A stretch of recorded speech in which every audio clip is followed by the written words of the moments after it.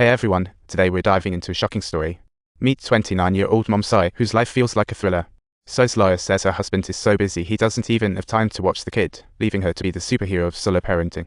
In such situations, Sai was often scolded by her husband and mother-in-law, driving her insane. On the day, she planned a hot bath for her daughter.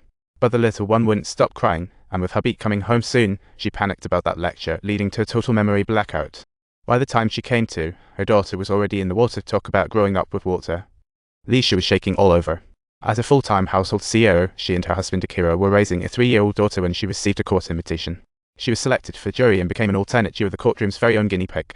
After court, Leisha went to her mother-in-law's to pick up her daughter, only to find Wenyang throwing a tantrum and refusing to go home. Leisha was on the verge of exploding when Grandma swooped in like a superhero, saying, "No rush, if she doesn't want to go, don't worry about it." Leisha pleaded with her mother-in-law to chill out, saying Wenyang was at a critical stage of personality formation, and spoiling her would not help. Little did she know, Grandma responded with, "At that age, they should be spoiled to grow up loved." She said, "I've eaten more salt than you've seen, Rice," pulling out her "I raised 3 kids" card. Leisha was instantly rendered speechless and could only withdraw quietly, her heart filled with helplessness. In the second trial, Ram claimed he was just too busy, which is why he had Mum help out. However, Sai was not the fan of Mum's nagging, so she ousted her back home the next day.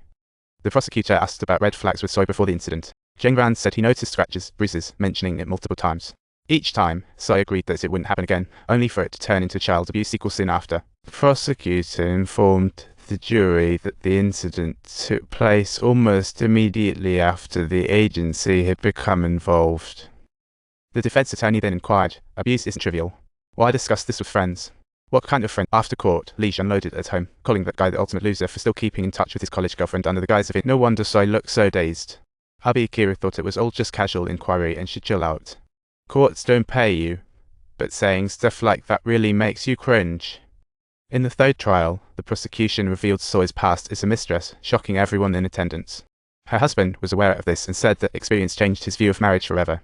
Sai thought her wedding should be at a 5-star hotel or not at all.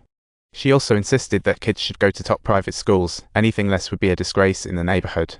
She'd rather rent a mansion than buy a cozy little home. Talk about being materialistic. The juror's impression of Sai plummeted, and on the way home, Wenyang threw yet another tantrum. Wenyang insisted her mom carry her home, but Leisha, freshly loaded with shopping bags, had no strength left. Leisha attempted to lure her daughter with juice, but little Wenyang wasn't having any of it. Therefore, she concluded it was necessary for a lesson and began to head in the direction of home, abandoning her daughter on the spot. Wenyang showed no fear, just sat down crying. Leisha took a quick glance back, then decided to stealthily hide around the corner. After a moment of hiding, she peered around the corner and spotted Akira returning. Once they were home, Akira asked Leisha, "Did you often do this before?" Leisha quickly put down her chores to explain. She insisted that she was just trying to teach Wenyang a lesson, but Akira started yelling. "This is precisely how numerous children end up being abducted. It's clearly a case of child abuse."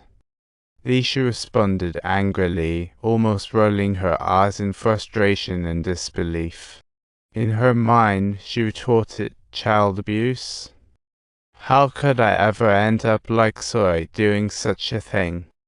Kiro grumbled, "Don't act like you're on some important mission, it's just being a juror. Since you can't juggle both kids and work, maybe just don't do it at all." Leisha's emotions began to flare. "How can you say that?" As Leisha's anger grew, she planned to confront Akira, but heard him talking to his mom on the phone. At that moment, Leisha felt a connection with Sai. Both grew up in single-parent households, relying on their moms. She quit her job for the kids, becoming a disconnected housewife with mounting pressure from Akira. Life was a whirlwind.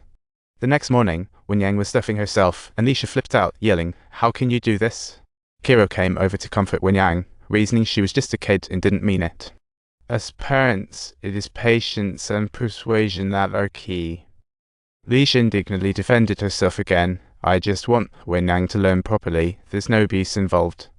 Akira advised her to stop going to court since it wouldn't pay off, and she couldn't take care of the kid, so stop bothering his parent. Leisha was left speechless and, after Akira headed to work, still decided to send Wenyang to her mother-in-law's. To her astonishment, Grandma repeated Akira's exact words. "If it's too tough, maybe just quit court." As a mom, shouldn't your priority be your child? Hey listeners, if you enjoyed these hilarious stories, don't forget to hit that like button and subscribe.